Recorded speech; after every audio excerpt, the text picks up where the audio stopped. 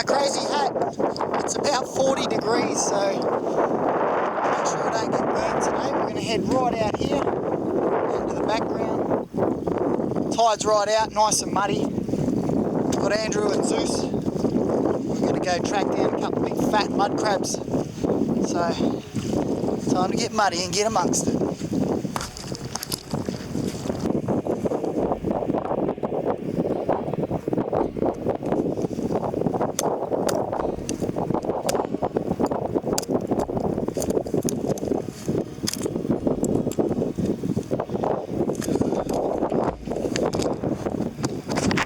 Stop for a snack on the way.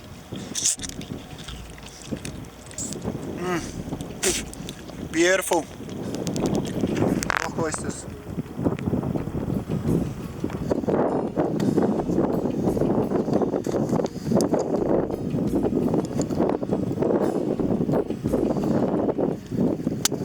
Believe it or not, oysters, you got to sneak up on them. Put too much vibration on, they really clamp down onto the rock. Open him up a little bit, cut that muscle out. Beautiful.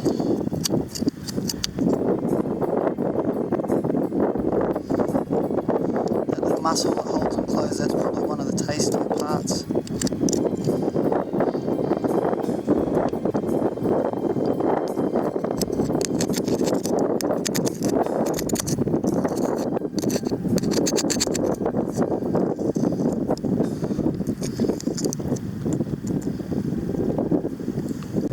Another thing you want to do as well is you don't want to go from the lip or the front of the oyster, you want to go from the back.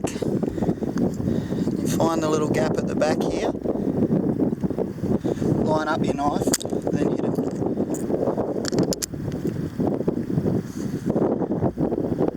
You go from the front of the shell, that all just flakes away, and it makes it a lot harder to get in.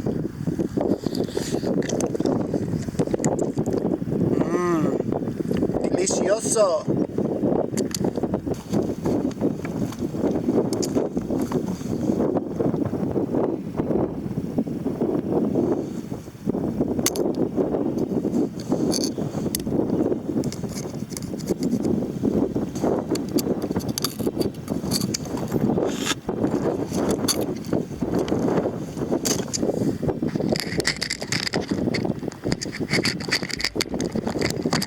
Sit still.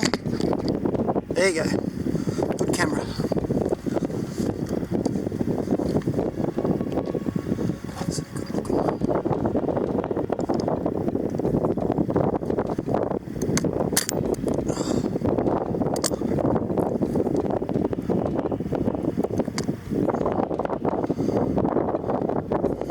There's not a lot in them. They're really delicious. But we've got to go get some crabs. Otherwise I'll sit here and eat these all day. And the tide here rises about 7 metres in about 8 hours, so won't be long. The tide out here, just that dirty brown water, right here. Time to go get some crabs.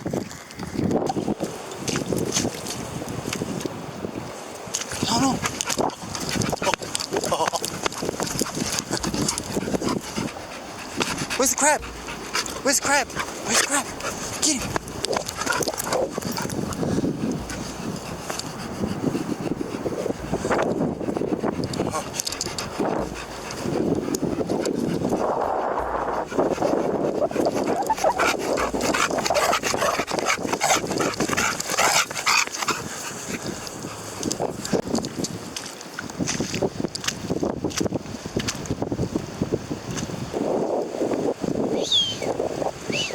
Here, boy. Come on. Crocodiles in there.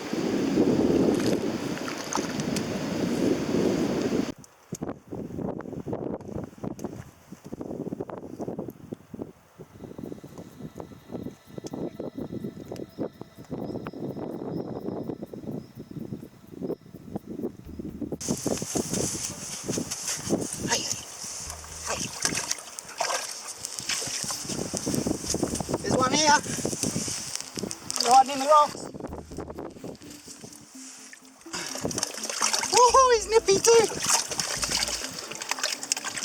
Oi, oi, oi. Oi. Get around behind him. Oh, look at that one. What's the crab? It's the crab. Haha.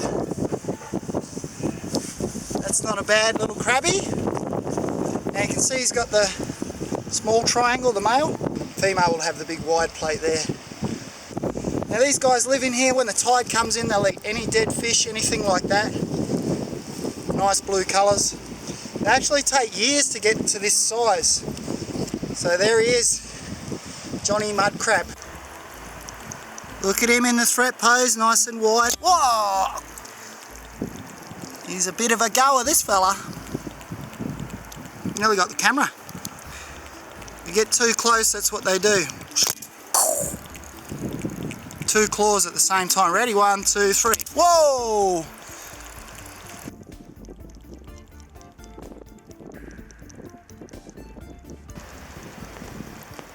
Look at him. See what he's trying to do there? It's another one of his escape techniques. He'll use these little flippers, bury into the sand and disappear. So if you come in flat, push him down. Grab him like that. This one's a bit more fiery than the other one, that's for sure. He's a bit of a, more like a teenager. Catch him, cook him. I reckon we chuck this one on the coals later.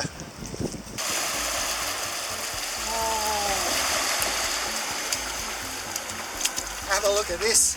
This is what we've got to look out for in the tropics. This is a Cryonex fleckeri and is a box jellyfish. Now, it's not a big one.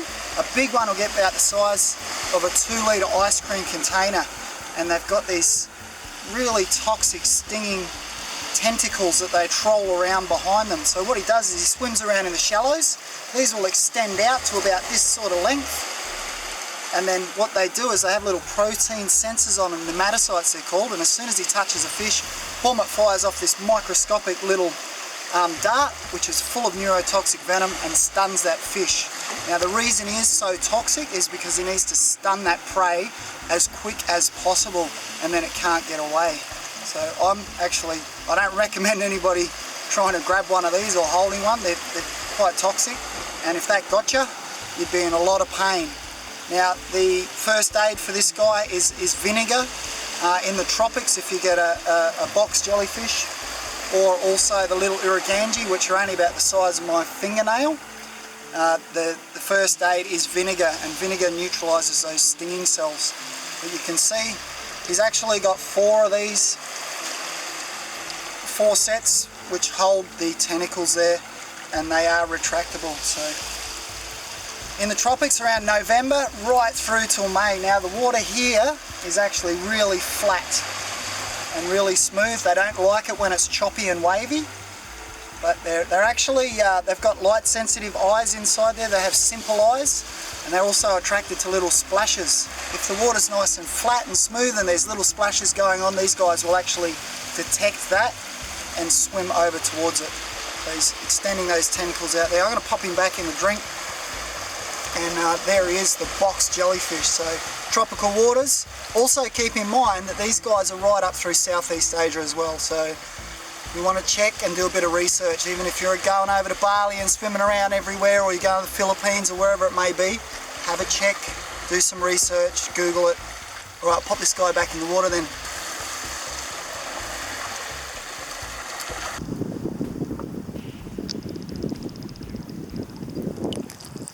There he goes. So I forgot to mention that the box jellyfish love coming out when the water really heats up. At the moment the water's about 28 degrees. Like a hot bath, you wouldn't want to go swimming anyway. Very hard to see.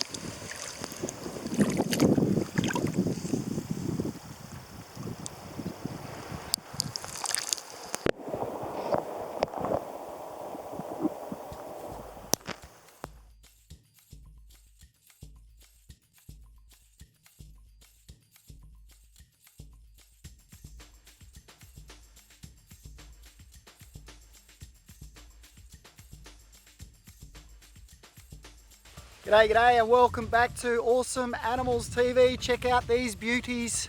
the Scalia mud crabs from Australia. Now this is Miss Jenny Scalia and this is Mr. Buck Scalia. And the male grows larger than the female, and you can see he's got a thinner anal plate there than the female, than the Jenny does. Hers is a lot wider than the male's.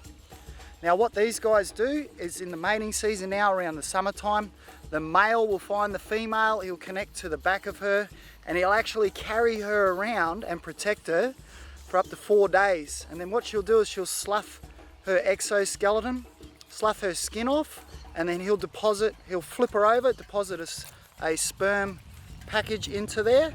And then what happens is it takes 3 or 4 days for her shell to harden up again. So he'll flip her back over, he's deposited that sperm, and then he'll carry her around and actually protect her for the next 3 or 4 days.